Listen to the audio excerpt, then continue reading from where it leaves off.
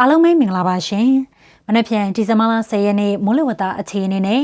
လာမယ့်တစ်ပတ်တာအထူးသတိပြုရမယ့်ဆင်ရတိမ်မိုးသတင်းအကြောင်းကိုတင်ဆက်ပေးပါမယ်။ဆောင်းတွင်ရောက်ပြီးဆိုပေမဲ့မိုးသားတွေကမကုန်သေးပါဘူး။အထူးသဖြင့်စပါးရိတ်သိမ်းပဲစိုက်ပြိုးနေတဲ့တောင်သူကြီးတွေသတိထားရမယ့်နေရာလေးတွေရှိလာပါတယ်။လာမယ့်9ရက်အတွင်းမှာ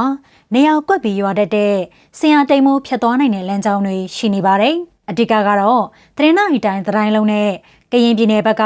စုကလီဖျားသုံးစုကြိုင်းစိတ်ကြီးကြိုက်တုံပိုင်ကျုံမွန်ပြည်နယ်ဘက်ကမုတ်တုံလမိုင်းရေခေါ်စာကရနီကယားပြည်နယ်ဘက်ကမဲဆဲဘက်တွေဖြစ်ပါတယ်။ဒါအပြင်ရှမ်းပြည်နယ်ဘက်ကမိုင်းပန်မုံထ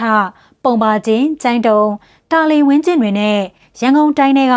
ကြောက်တန်းနဲ့သုံးခွာဘက်တွေမှာတိမ်တွေဖြတ်ပြီးမိုးပါလာနိုင်တာမို့တောင်သူကြီးတွေအနေနဲ့စပါးကင်းပဲကွင်းတွေမှာရေမဝဲအောင်ကြိုတင်ပြင်ဆင်ထားစေကြပါရရှင်။မနက်ဖြန်10ရက်နေ့တရက်တာအနေနဲ့ကတော့ရန်ကုန်ပဲခူးနဲ့အေရဝတီတိုင်းတွေမှာမိုးရွာနိုင်ခြေ60%ရှိပြီးနေရာကွက်ပြီးမိုးအနှဲငယ်ရွာနိုင်ပါတယ်။နေပြည်တော်ရဲ့ရာသီဥတုအခြေအနေကတော့တာယာနေမှာဖြစ်ပြီးကြံဒေသတွေမှာတရင်ဖြစ်ထွန်းပါမယ်။မြန်မာပြည်လယ်ပြင်မှာတော့လှိုင်းမြင့်က4ပေကနေ6ပေလောက်ပဲမို့ပုံမှန်ပါပဲရှင်။ဆောင်းနေမိုးကြောင့်လေယာလုပ်ငန်းခွင်တွေမထိခိုက်ရလေအောင်သတင်းကောင်းလေးပြန်လည်မျှဝေပေးလိုက်ကြပါဦးနော်။